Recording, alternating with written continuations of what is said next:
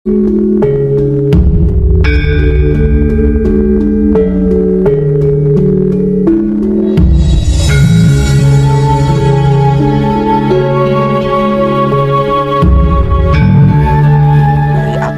pemuda, niscaya akan kuguncangkan dunia. Sebagai rakyat NKRI, selalu ingatkah kita dengan kalimat pembakar semangat tadi?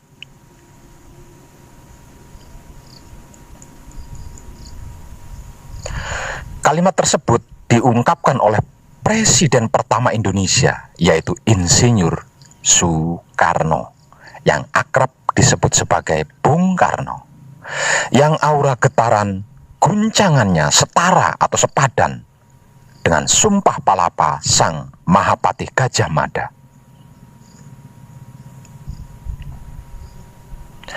Tokoh zaman pemersatu modern yang satu ini tentu sangat membekas di ingatan masyarakat NKRI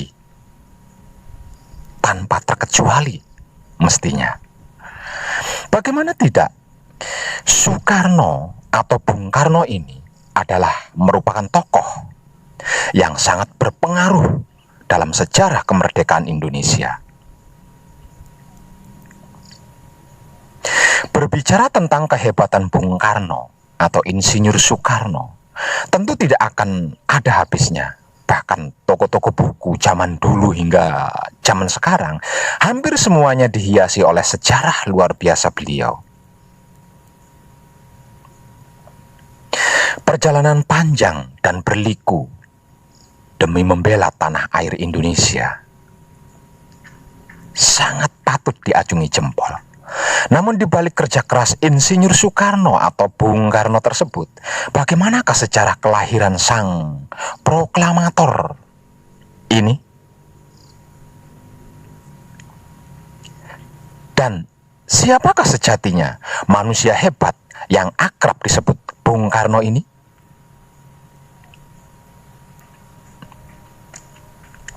Bung Karno atau Insinyur Soekarno, Presiden pertama Republik Indonesia ini, kalau saya katakan berasal-usul dari Grobogan, Purwodadi, Jawa Tengah, tepatnya di desa Kalirjo, Kecamatan Wirosari, Kabupaten Grobogan.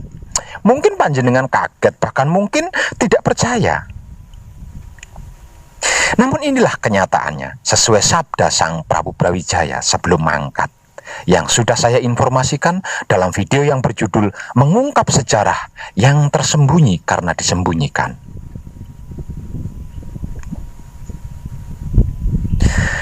Para leluhur Bung Karno atau Insinyur Soekarno ini berasal-usul dari desa Kalirjo, Kecamatan Wirosari, Kabupaten Grobogan, Purwodadi, Jawa Tengah. Kalau tempat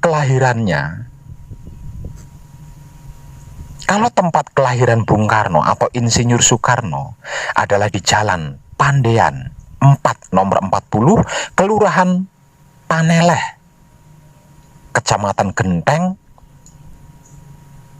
Kota Surabaya, pada tanggal 6 Juni tahun 1901.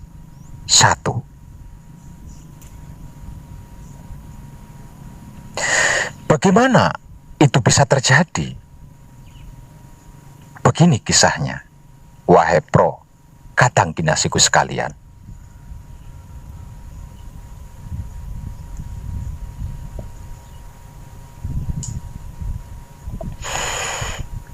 Awalnya bermula ketika Raden Mangun Diwiryo menjadi wedana pemajegan di Kecamatan Wirosari, Kabupaten Grobogan. Di Wirosari itu Raden Mangun Diwiryo kawin atau menikahi seorang putri setempat di kecamatan tersebut. Lalu mereka menurunkan 8 putra dan seorang putri. Di antaranya adalah Raden Danu Wikromo yang lahir pada tahun 1804.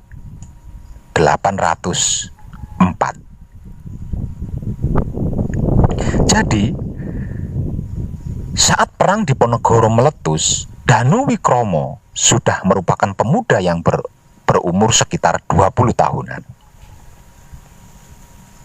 Ia pun dikabarkan turut berperang, memimpin pemuda sebayanya di desa Kalirejo, Kecamatan Wirosari, Kabupaten Grobogan, Jawa Tengah. Ketika perang usai, ia kembali ke daerahnya dan menyunting seorang putri Ki Gede di Wirosari. Hasil perkawinan itu menghasilkan 4 putra dan seorang putri, yaitu 1. Raden Kromo Atmojo. Yang kedua, Raden Sumodiwiryo. Ketiga, Raden Mangundiwiryo. Keempat, Raden Nganten Karto Diwiryo. Dan si bungsu atau yang nomor 5-nya adalah Raden Harjo Dikromo, yang tidak lain dan tidak bukan adalah kakek Bung Karno.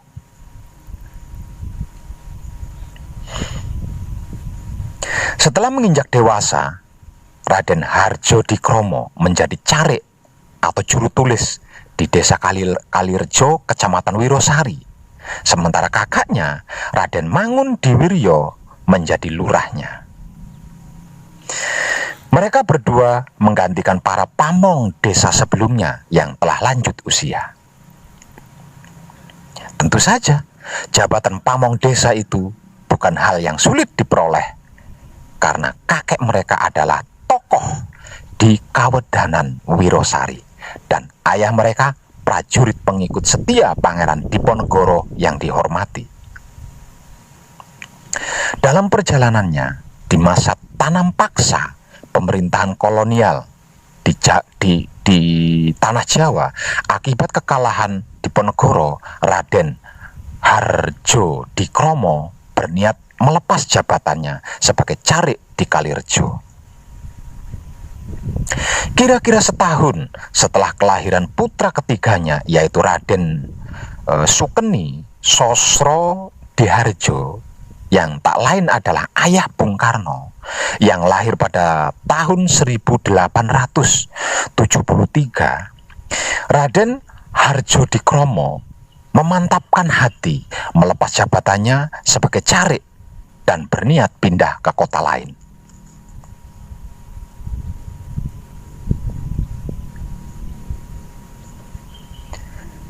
Dan Tulung Agung akhirnya menjadi tujuan kepindahannya. Di kota itu tinggal kakaknya yang beristri seorang mantri guru. Di Tulung Agung, kehidupan Raden Harjo Dikromo membaik. Ia menjadi pedagang batik yang kemudian selanjutnya membuka industri kerajinan batik di rumahnya. Kondisi ekonomi yang cukup baik membuka jalan bagi Raden Sukeni Sosrodi Harjo untuk menggapai cita-cita sebagai seorang guru. Saat itu guru merupakan profesi yang dihormati baik oleh masyarakat maupun pemerintahan kolonial Belanda. Oleh karena itu, selepas masa sekolah rendah atau SR tahun 1885, Raden Sukeni memasuki Kuek School atau sekolah guru di Probolinggo pada tahun 1889.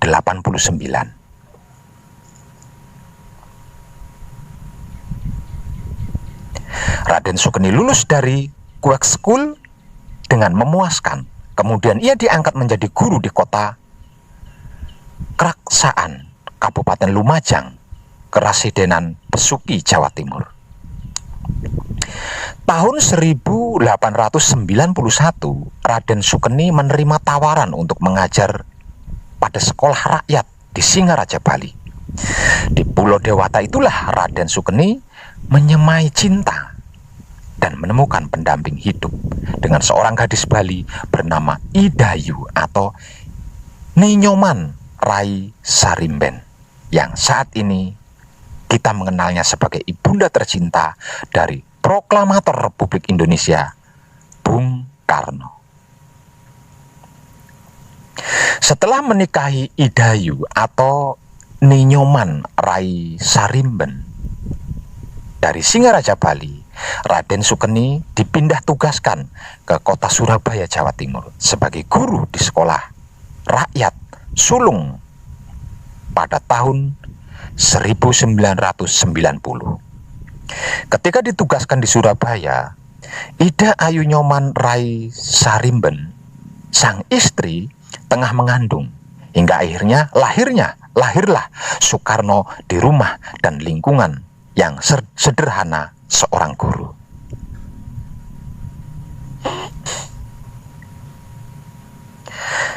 Namun Soekarno tidak tinggal cukup lama di rumah tersebut, karena Soekarno kemudian ikut tinggal di Tulungagung bersama kakeknya yang bernama Raden Harjo Kromo. Soekarno sendiri sebenarnya bernama asli ketika lahir Kusno Sosro Diharjo.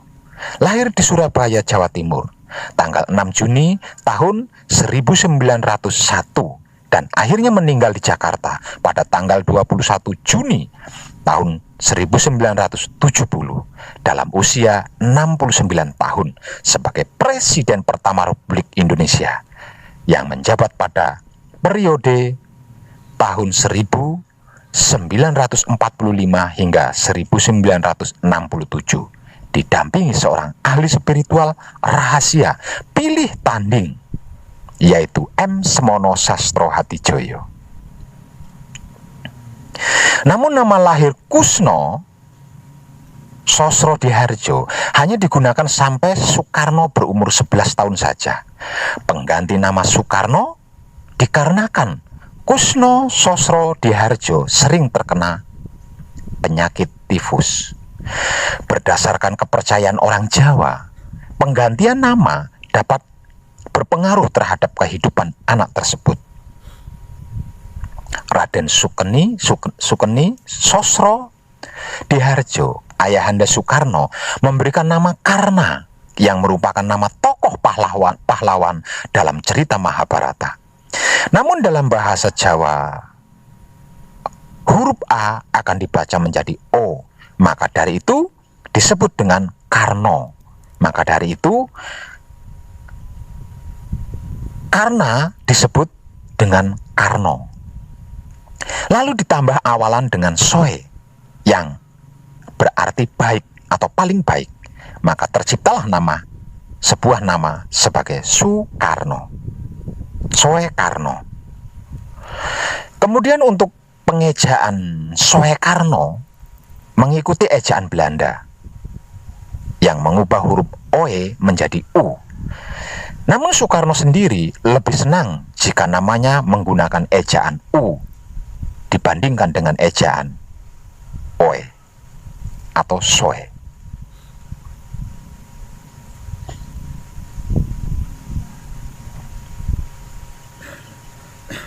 Soekarno menuntut ilmu di Euro PC Leger School atau ELS pada tahun 1911 dan kembali ke Surabaya untuk meneruskan pendidikannya di Hogoreburger School atau HBS. Pada saat inilah Soekarno bertemu banyak pemimpin organisasi seperti organisasi syariat Islam khususnya dan organisasi-organisasi lainnya. Salah satu contohnya yang dipimpin Cokro Aminoto, antara lain Alimin, Muso Darsono, Haji Agus Salim, dan Abdul Muiz. Kota Surabaya tentu memiliki peran yang penting dalam perjalanan hidup Insinyur Soekarno. Tak terkecuali rumah kelahiran Soekarno. Rumah ini dijadikan cagar budaya sejak tahun 2013 oleh Wali Kota Surabaya Ibu Tri Risma Harani. Pemerintahan kota juga sudah berupaya melakukan negosiasi kepada ahli waris rumah untuk membeli rumah tersebut guna kepentingan sejarah. Namun Pemkot masih kesulitan dalam menawar harga rumah tersebut yang dinilai terlalu mahal. Kampung tempat tinggal Soekarno ini disebut sebagai Kampung Bung Karno. Sebab karena itu, sebagian atribut kemerdekaan terpasang di berbagai sudut. Ini tentunya sebagai penanda bahwa kampung tersebut adalah kampung bersejarah yang luar biasa.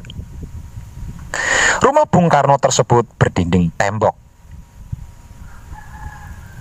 tekel teraso, pintu kayu jati, tangga kayu yang menghubungkan lantai kedua. Pada masa Bung Karno, rumah tersebut memiliki arsitektur yang lebih tua lagi dibandingkan saat ini.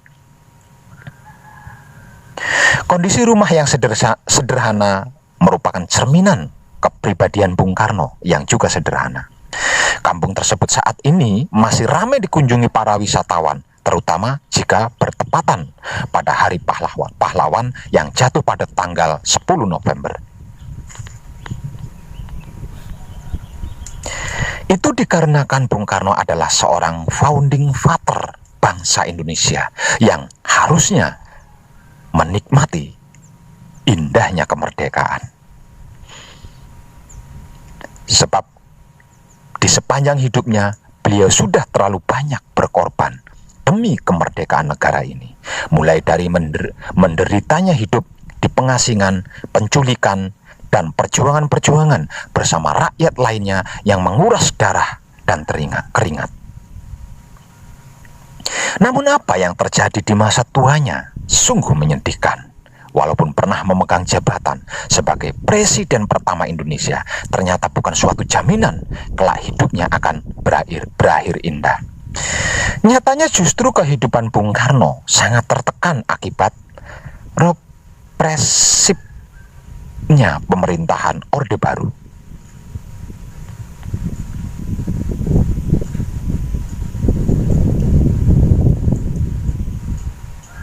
Sudah menjadi rahasia umum, usai tak lagi menjabat presiden, Bung Karno menjadi sasaran kekejaman pemerintahan Orde Baru.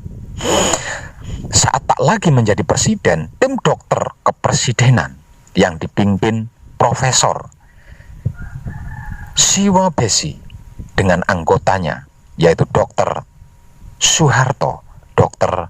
Tang Sin Hin, dan Dr. Suroyo yang paham betul jejak rekam medis Bung Karno dibubarkan. Sejak itulah penanganan penyakit Soekarno jauh dari kata memadai, sehingganya hari tua Bung Karno semakin menyedihkan.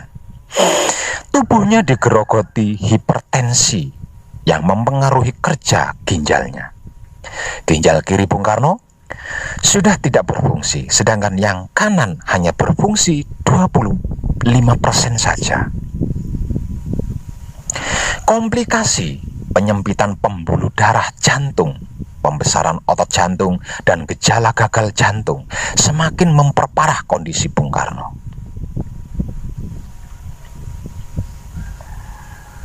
Tidak berhenti sampai di situ saja. Nasib juga membawa Bung Karno menjadi tahanan politik pemerintahan Orde Baru. Perlakuan rezim Orde Baru terhadap diri Bung Karno semakin menggila. Di masa tuanya, Bung Karno dibuat terasing dari rakyatnya yang dicintainya. Orang-orang terdekatnya, bahkan keluarganya sendiri pun dipersulit untuk menjenguk. Itu masih belum cukup. Pengamanan Bung Karno diperketat dan alat sadap dipasang di setiap sudut rumahnya.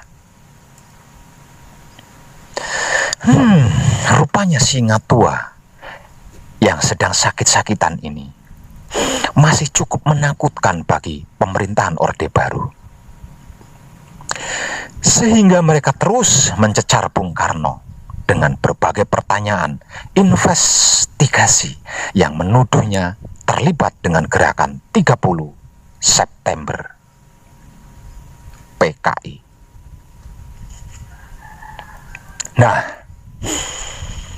Atas tuduhan inilah kemudian pendamping spiritual rahasia Bung Karno, yaitu M. Semono Sastro Hadijoyo, dan ajarannya Wahyu Eka Buana yang kita kenal saat ini sebagai Wahyu Pancagaib juga dipenjarakan dan menjadi kabar ajaran sesat secara umum pada waktu itu hingga Bung Karno mangkat. Selama M. Semono Sastro Hadijoyo yang secara umum dikenal dengan sebutan Romo Semono ini dipenjara, kondisi Bung Karno semakin terus memburuk. Dia mulai tak sadarkan diri dan koma. Di saat itulah ada Guntur Megawati, Sukmawati Guru, dan Rahmawati, putra-putri beliau, menunggu tegang dengan kondisi sang ayah. Dan pada saat itulah detik-detik terakhir Bung Karno. Tangis pun pecah tepat di pukul 07.07 di tanggal 21 Juni tahun 1970.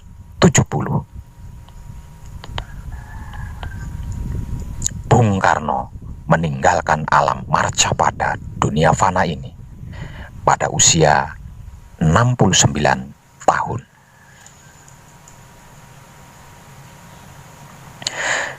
Di Rumah Sakit Pusat Angkatan Darat Gatot Subroto, Jakarta. Dan bersamaan itu juga semua tahanan yang satu ruangan bersama M. Semono Sastro Hadijoyo di penjara terpilih menjadi putra Romo. Gugur 1, tumbuh 1000, dan itu masih belum berakhir.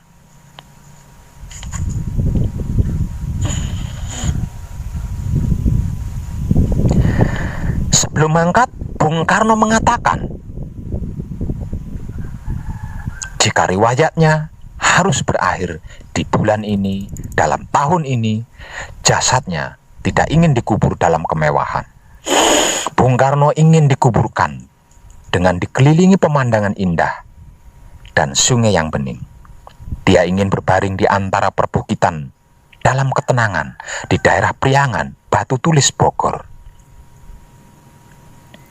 Namun itu tidak diindahkan oleh pemerintahan Orde Baru, dan dengan sepihak memutuskan jenazah Bung Karno dimakamkan di dekat makam ibunya di daerah Blitar. Dan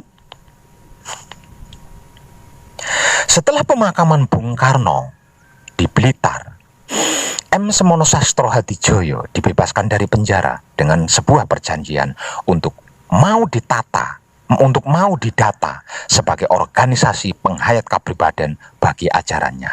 Tujuannya agar supaya pemerintah Orde Baru bisa mendata dan memantau seluruh anggota dan ajarannya.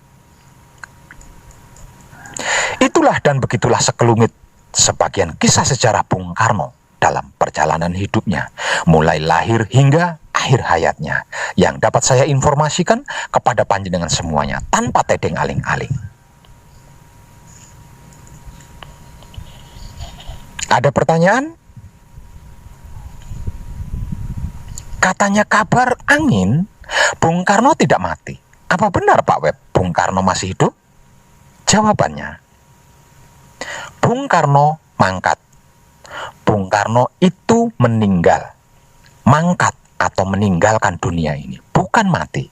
Dan itu hanya sementara saja, demi menghindari huru-hara yang jika tidak dihindari kejadiannya sama persis seperti yang pernah terjadi dengan runtuhnya Majapahit. Supaya tidak fatal, karena telah berhasil diperjuangkan dengan jutaan tumpahan keringat dan darah para pejuang NKRI, maka Bung Karno mangkat atau meninggalkannya untuk sementara waktu. Jadi kabar itu adalah benar. Lalu ada di mana beliau sekarang? Dan siapakah sejatinya Bung Karno itu Pak Web? Hehehe, tenan. Nah, ini yang belum bisa saya informasikan secara umum di publik. Karena selain belum waktunya, belum saatnya, saya belum diberitahu oleh Eyang Buyut Sabdo Palon dan Naya Genggong tentang titik-titik pentingnya yang perlu kita ketahui bersama. Jadi, kita tunggu saja hingga pada waktunya yang tepat dengan tetap idep madep mantap dalam laku murni menuju suci. Pasti akan diberi waktu dan kesempatan untuk ikut menyaksikan dan mengalami serta merasakan nikmatnya kemewahan hasil dari jerih payah perjuangan para leluhur kita ini. Tentang NKRI Nusantara kita ini. Tercerahkanlah panjenengan semuanya, dan salam setuhan penuh cinta kasih sayang dari dalam lubuk hati saya, Wong Edan Bagu yang paling dalam. Selamat, selamat, selamat, rahayu, rahayu, rahayu, damai, damai, damai tentram. Saya Wong Edan Bagu ngaturaken sugeng rahayu lir ing sambikala amanggih yuwana, pinayungan mring ingkang maha suci, Basuki Yuwono Teguh Rahayu Slamet. Berkah selalu untuk semuanya tanpa terkecuali, terutama para sedulur, khususnya para kadang konto dan kanti anom saya yang senantiasa direstui yang dat maha suci hidup. Om Santi, Santi, Santi, Om. Wassalamualaikum warahmatullahi wabarakatuh. Terima kasih, terima kasih, terima kasih, dan salam kebajikan.